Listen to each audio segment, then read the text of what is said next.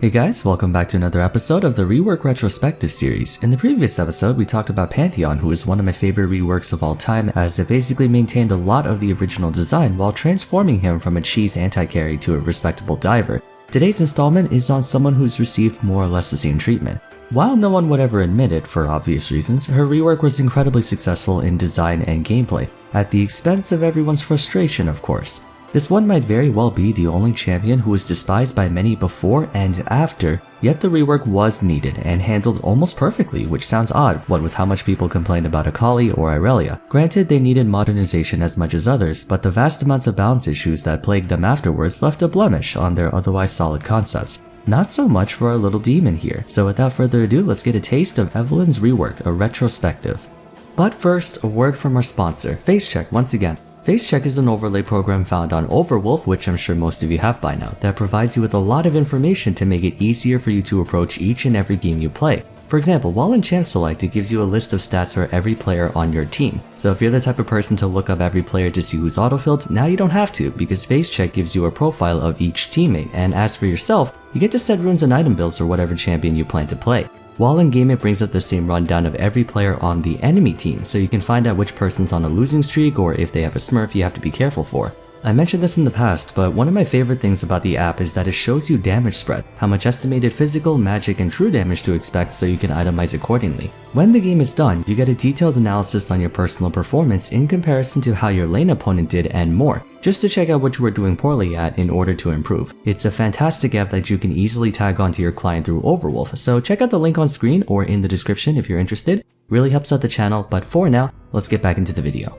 There is no other character who embodies the mechanic of stealth more than Evelyn. While there may be a good number of champions capable of rendering themselves invisible, it's only temporary and not exactly part of their neutral game. Second only to on-target ability, stealth is one of the most rage-inducing mechanics in the game. Like any other MOBA, an integral aspect of League is that of vision, clearing as much fog of war from the map. Possessing sight is necessary to observe most information about any non-allied units in the game. Such information can include, among many other things, the unit's current location, direction, health and mana, buffs, or status of items, making the acquisition and denial of sight one of the most critical elements of macro in high levels of play. Knowing where your opponents are or what they're trying to do is half the battle. Conversely, preventing your opponents from knowing where you are is just as important. It's because of this that stealth is widely thought of as a quote-unquote unfair mechanic, as a champion can travel through the map undetected even if there is vision of that area, barring true sight of course. As mentioned before, all champions with stealth generally have it for short periods of time and won't be able to consistently match their presence throughout the course of a game.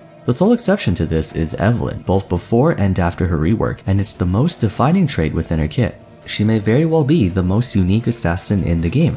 Pretty much about every other assassin except maybe Shaco executes their targets through blinding speed and force, by dispatching them from the map faster than they can react before making an equally hasty retreat. The key element for them is speed. Evelyn's MO places less emphasis on killing her opponents quickly, but discreetly. I mean, make no mistake, she can kill very quickly, but it's not very accurate to describe her playstyle as a rushdown. Like a true assassin, she patiently waits for her opponents to be out of position, usually alone, before striking and vanishing into the darkness equally as fast. Taking her on is less about a game of micro, but macro. That said, it took them multiple attempts to finally figure out how she was supposed to work. Evelyn was actually a stat checker in the past, just like Nasus or Dr. Mundo. She had two versions prior, both of which were a messy hodgepodge of random abilities that only synergize with each other in the sense that you could mash your face on the keyboard. To give you an idea of what I mean, let's look at her first iteration's abilities. Determined Killer, she takes half damage from minions. That's it, that's literally her passive. Hate Spike damages the closest enemy unit on a low cooldown, that's also it. Shadow Walk made her invisible for a long period of time and caused her next basic attack or ability to inflict a 3-second slow. Ravage did magic damage to a single enemy and lowered their armor and magic resist for 5 seconds. Malice and Spite healed her whenever scoring assist on an enemy champion, not even a takedown, it had to be assist. As for the active, she gained bonus attack and movement speed. I wasn't kidding, it was just 5 random abilities that each did a singular thing and nothing else. Not exactly a design conducive to an assassin playstyle, it felt more like a bruiser. It's just a single ability that's very reminiscent to Twitch's Ambush or Akshan's Going Rogue.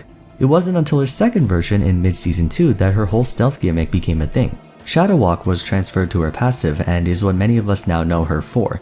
After being out of combat for a set amount of time, she became camouflaged and passively regenerated a portion of her missing mana during this state. Now that it was a passive component, she became the first and only champion to have natural stealth in the game, which opened up the possibility of her sniping down unsuspecting targets. However, her stealth was only half the equation. She still needed the damage to efficiently execute her targets, and the new active abilities they gave her weren't much of an improvement over her previous ones. Hate Spike, for one, remained almost exactly identical to version 1, a line of spikes towards the nearest enemy that did damage. Dark Frenzy was her new W, cleansing her of all slows and gaining bonus movement speed for a short duration. I can kinda see what they were trying to do. Evelyn needed a way to close the distance after getting within striking distance of a target, as she would become visible to enemy champions when 700 units or closer to them. What about Ravage? It became a double strike that did damage and applied on-hit effects twice, then granting her bonus attack speed. Surprisingly, it had a massive 100% AP ratio, which is where the bulk of her burst damage came from.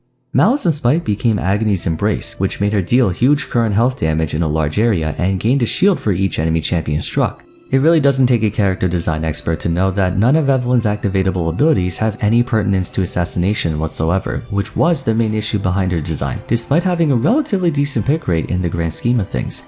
Hate Spike had a low cooldown of 1.5 seconds, effectively implying you were supposed to spam this attack as much as possible. With a 55% AP and 70% bonus AD ratio at max, it could do a pretty significant amount of damage over the course of a fight, and its auto-targeting meant she could theoretically kite slower melee champions. Ravage did have substantial scaling, but assassins aren't known for high attack speed or on-hit effects so much as they are just pure damage. This ability would make a lot more sense on a duelist champion if you think about it. On-hit effects twice, bonus attack speed, etc. Then there was Agony's Embrace, a massive area-wide ultimate that did current health damage, not max health or missing health, which is more common to see on assassins, and it gave her a shield for each one hit. It felt so out of place. What's more is that none of her abilities had any interaction with one another, they just existed in their own little space. The only thing was Dark Frenzy's cooldown reduction whenever she damaged an enemy. Other than that, she was this weird amalgamation of different things. It translated to how players would use her too. Her hybrid ratios would sometimes lead to instances of AD Evelyn capitalizing on her high attack speed. You would have your standard AP one-shot build, or sometimes you would even see Tank Evelyn. And if you're a boomer who's been playing since day one, you know exactly what I'm talking about. 6 Sunfire Capes and she would stand right next to people back when there was no detection range, and they would burn to death. Fun times. But no matter how you slice it, the only thing keeping her together was Shadow Walk. Everything else was just confusing. We didn't know what she was. Was she a fighter, an assassin, a skirmisher, a diver? She was all of them, yet none of them. Perhaps Riot was trying to portray her in that way intentionally, seeing as how her lore states she was a primordial, shapeless, and barely sentient entity, merely a shadow. Evelyn was just a blob of existence. But that was her before she became the dark shadowy monster that she was. Gameplay-wise, it made for a very ambiguous champion, and not in a good way. It doesn't matter how statistically viable or successful she was, her design was abhorrently bad. The hallmark of what makes assassins a dangerous class in League is that you have much less time to react to their assault as opposed to a diver. They do this either by closing in on you at blinding speeds, such as Rengar, Nocturne, and Talon, or by remaining hidden from sight until the very last moment like Shaco, Pyke, and Akshan. Either way, they beat you by severely limiting your options and reaction time. If by chance they failed, their threat level would diminish considerably, so they have to gamble all their chips into their first strike, since once they give their position away, it's easier to respond.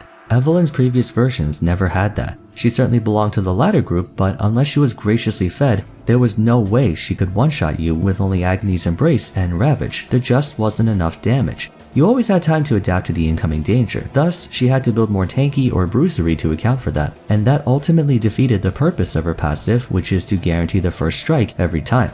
So what they needed to do for her rework were two important things. One, give her abilities that take advantage of the fact that you can't see her until the moment she strikes, and two, give her actual meaningful burst damage. And man, what a rework they pulled off. The new Evelyn is a shining example of the true power of stealth, how frightening a champion who has a kit that actually utilizes it to the fullest extent is. She is a menace to deal with against teams without good vision coverage or disengage, but when facing a team who keeps vigilant watch and has the right tools to counter her, she's effectively useless. In an era where we're surrounded by champions who can basically perma-invis and destroy you in the blink of an eye, Evelyn's camouflage is refreshingly fair, or at the very least as fair as stealth can get in a game like this.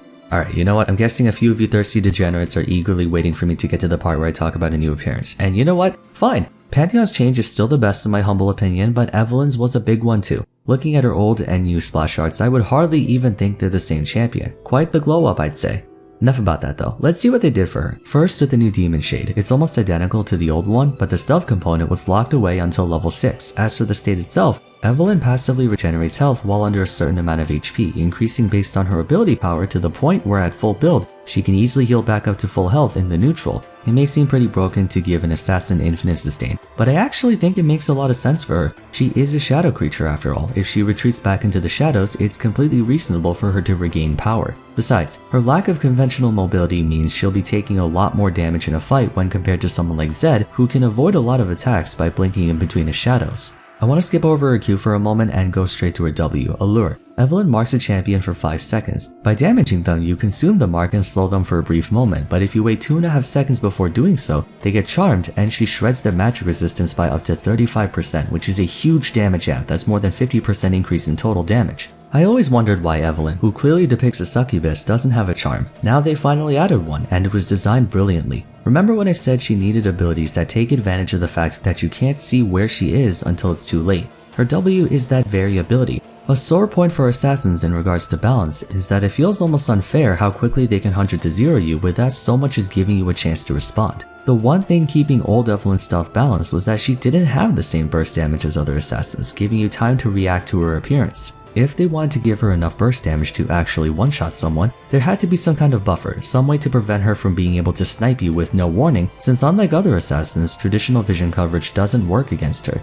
Should you desire the charm and damage amp, you have to alert your victim of your presence, but that didn't mean you gave away your position. They only knew you were around, they just didn't know where you were or how close you were. It presents a sort of interesting mind game between you and them, as well as a bit of skill expression. You have to sneak up to your target as unpredictably as possible. Say you're ganking top lane that's pushed in and cast a lure on the enemy top laner. Their first instinct will likely be to run to the tower as quickly as possible, only to realize they were heading straight towards you as you went around Tribrush.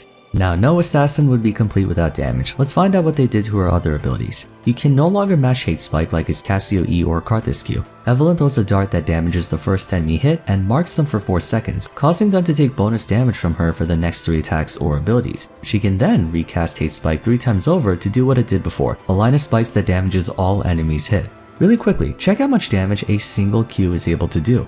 195% AP scaling. Holy sh**. What was once an innocuous attack that did chip damage can now do several hundreds if not over 1,000 damage in a single cast. Ravage was changed to Whiplash, very similar in function though. It's a targeted attack that does magic damage and applies on-hit effects, but now it's a lunge type attack that deals % max health damage, and during that lunge, you can actually damage multiple targets too. That's why sometimes you see Eve one-shotting multiple champs at the same time. With this, she now has an effective burst combo. Start your W, wait a little, then throw Hate Spike to charm your opponent, and Whiplash before using a recast. It's quick and dirty. She probably likes it that way. Finally, her ultimate, Last Caress. Agony's embrace felt so out of place for an assassin. First of all, it did current health damage, which means it could never kill your opponents, and it gave her a shield as if she was a diver or a tank.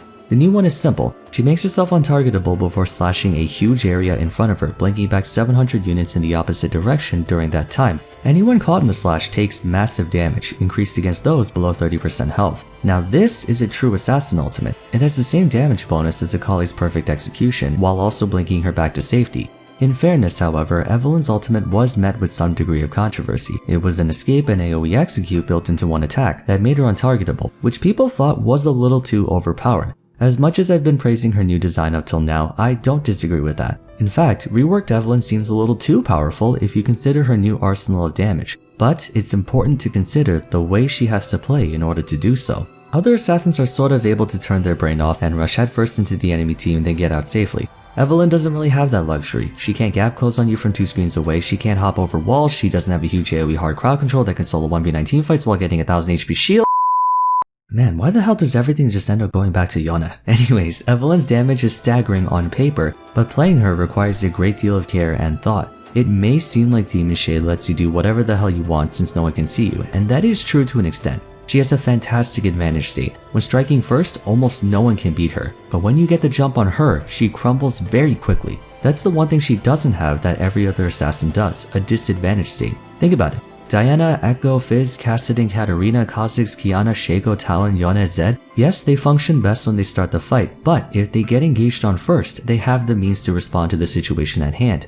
Evelyn doesn't. Allure is completely worthless in disadvantage, and while Last Caress can serve as an escape tool, it doesn't do any damage at base, and if she's caught out in a bad position, it doesn't put that much distance between her and pursuers. Basically, Evelyn is the ultimate macro assassin. You may not need to develop your mechanics on her the same way you do for Akali, Zed, or Qiyana, but you need incredible game sense to play her well. The reason people complain about Evelyn being so incredibly unpleasant to deal with is that most if not all her power is contingent on how much better you can play macro over your opponent. Experienced Evelyn one-tricks have vastly different pathing habits to circumvent common places enemies would put down control wars. You can't just recklessly go in and expect to get out by virtue of your champion's kit. You need to time your engage carefully. You have to keep a close eye on enemy movements. Everything you do has to be planned and deliberate. You have to earn your kills on her. Against disorganized enemy teams with bad vision control and threat management, she's the strongest assassin in the game. But against a well-coordinated team who anticipates their opponent's moves before they happen, she's the weakest assassin in the game. That's often the reason you never see her in pro play, even though one might think perma-stealth would be exploited so well in that environment. Evelyn's rework gave birth to one of the most frustrating champions to deal with in all of League of Legends, but it did so in such a way that I can't help but begrudgingly respect. Never thought I'd say this, but Evelyn is a very fair champion. She's a true assassin, someone who waits for just the right opportunity to strike and can screw themselves over accidentally if they mess up on their engage or positioning. It's not the best rework in the world, but when compared to the state she was in before, a fantastic upgrade. It's just that no one will admit it because we all hate assassins. I just spent the past, 15, 16, 17 minutes talking about how amazingly her rework was handled, but I can assure you I will still complain about how broken she is. Hey, maybe it's not because she's good, it's because I'm bad. That's on me.